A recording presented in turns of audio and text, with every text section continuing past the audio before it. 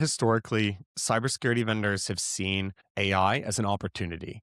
They've said, let's take our current product, put AI into it, and now I can sell you more. I think that now they are starting to see that AI might not be good for them. AI is no longer just a cool technology for them. It's actually defining this new technological era. If they don't manage that transition into this new phase well, they will face an existential threat. Many of these vendors have no experience with AI whatsoever, and they have to convince you that they have the answer to AI agent security. I think we've gotten a preview of this in the last few weeks. Specifically, we can see this with what has happened with Vercel and their skills marketplace. So if you don't know what skills are, they are a way for AI agents to get instructions from a markdown file to do something specific. Vercel made a marketplace for this, where you can install third-party markdown files into your environment using a single command. As people started to highlight many of the security risks that came with AI agent skills, a number of security vendors stepped up to say, we have the solution. Fortunately, their solution was predictably to build a skill scanner. Now, I have an entire video on why skill scanning doesn't work.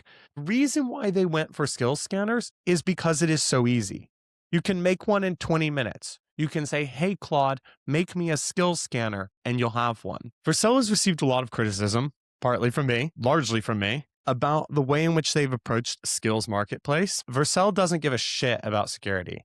What they have done is a great job of placing themselves into your environment and gaining their control. But then Vercel comes and posts this. We partnered with Socket Security, Sneak, and Gen Digital in order to continuously monitor and audit the security of skills.sh. They're trying to show how they are working to make this a safer ecosystem. The problem is they're not.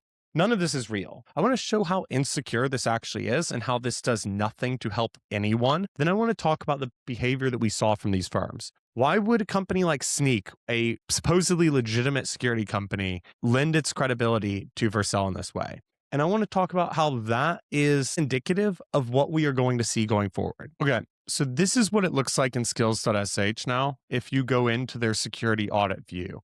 They have these 3 scanners set up that are looking at their skills and telling you, like, is this dangerous or is this not? So one of the most hilarious parts is the find skill, which is a skill that helps you to download other skills. If you write, how do I do X? It will say, how about you download this other skill from skills.sh? If you look at the Gen Agent Trust Hub scanner for find skills, it says safe. But if you dig into it, it says remote code execution, high, external downloads, high.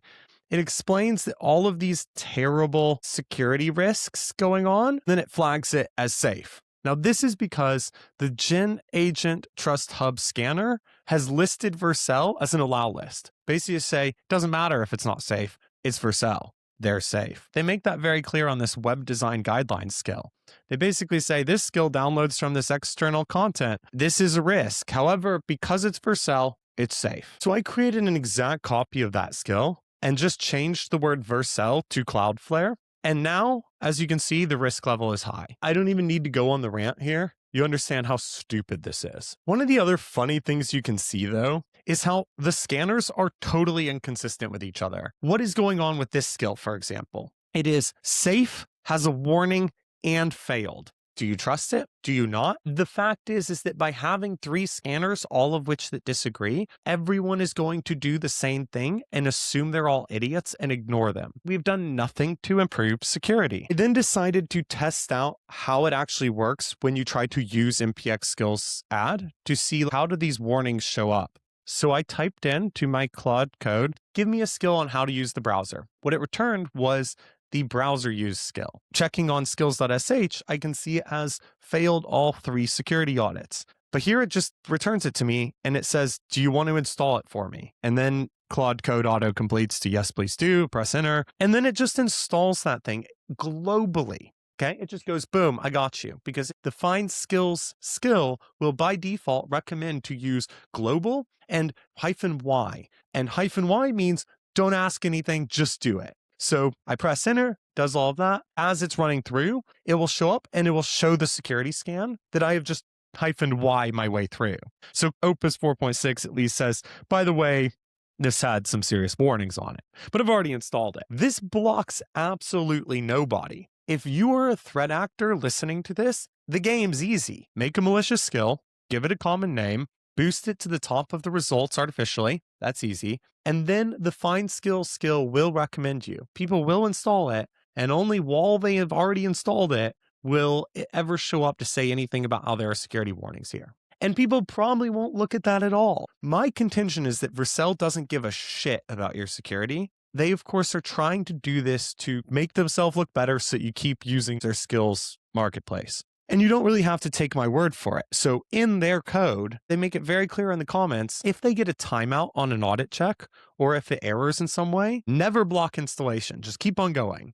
This is what we call a fail open pattern. It's not a security thing. It's the most permissive way of doing things.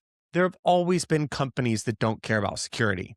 It's not surprising. So now let's start to talk about cybersecurity companies and their role in this. So here is Sneak, a supposedly legitimate security company, posting about how they've partnered with Vercel.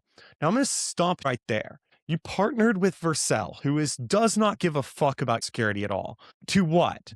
To make it more secure? No, you did no such thing. Your security scanners are completely ignored. And yet here we are saying the Wild West of AI agents got a sheriff or two. We're excited to announce we partnered with Vercel to bring security intelligence into the skills.sh marketplace. Now, this is security washing bullshit. This is how when you lend your credibility as a security firm to someone doing something fundamentally insecure. This is like if a physical security firm partnered with Budweiser to encourage drinking and driving, but with safety. What is the safety? I don't know. Doesn't matter.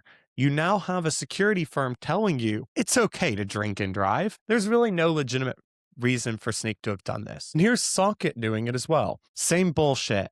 We're helping to keep things secure and safe. Now, I will say in Sneak's defense, their scanner is like a little bit better.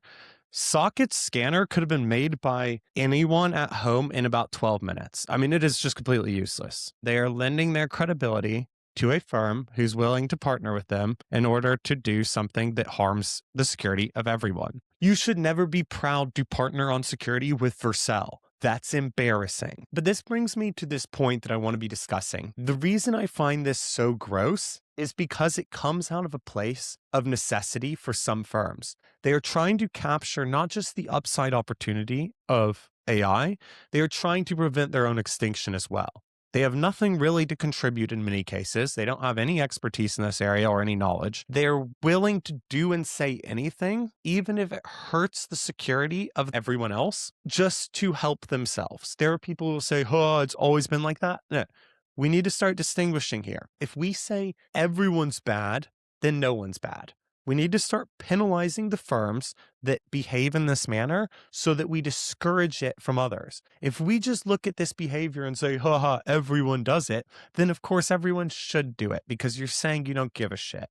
We don't have all of the answers to AI security. There is a lot of opportunity for security firms to pitch the solutions that fit their needs more than the solutions that actually make us secure. This is a predatory behavior that we should stamp out hard in our industry. We should call it out. We should not make ourselves fatalistic about it. We should not say that all security companies are bad. We should call them out by name and say, what you're doing is wrong, and you are no longer welcome inside of our enterprise environments. You cannot trust these companies that sell you these false promises. I'll make another video early next week talking about how I would solve some of these challenges, but as a foreshadowing, they are expensive.